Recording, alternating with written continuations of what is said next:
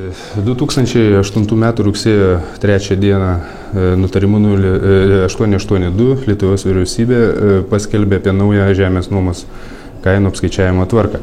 Šį žingsnį reikėjo priimti jau senokai, ragino tai daryti ir nekilnojamo turto plėtros ir vertinimo specialistai ir pagaliau buvo išgirstas jų prašymas, tačiau ką praktikoje reikš šis pasikeitimas.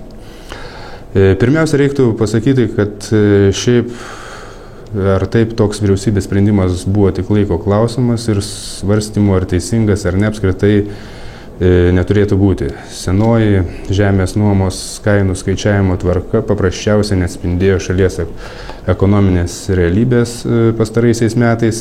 Nekilnojamas turtas sparčiai brango, kitos žemės vertės bei nustatymo kriterijai.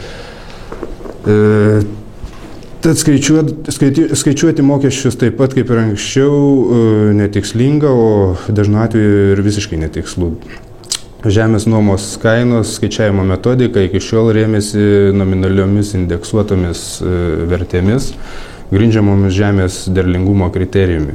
Kitaip tariant, tai vienas svarbiausių sklypo vertės nustatymo veiksnių derlingumas. Tačiau pagal tokią metodiką nustatyta vertė daugeliu atveju yra stipriai nutolusi nuo tikrųjų rinkos verčių, ypač kai kalbame apie žemės ūkio paskirties sklypus esančius netoli didmiesčių arba rajonų centrų. Akivaizdu, kad lopinėlis nederlingos žemės netoli miesto gali būti žymiai brangesnis už derlingą sklypą kur nors nuošaliame Lietuvos kampelyje. Naujosios kainų nustatymo tvarkos poveikis skirsis priklausomai nuo to, kokį modelį pasirinks vyriausybė. Kardinalesnė ar švelnesnė tai yra kiek dideli bus kainų pokyčiai.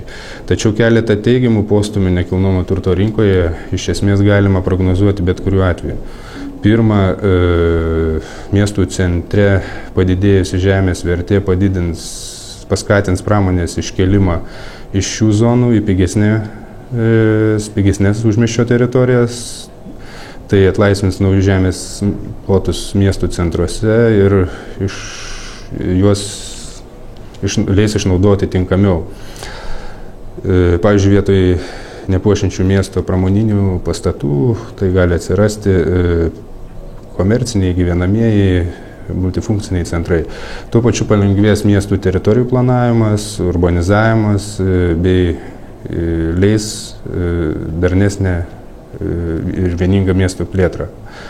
Antra, tai suteiks galimybę racionaliau panaudoti valstybinę žemę, nuomojant valstybinių žemės sklypus ar juos parduodant.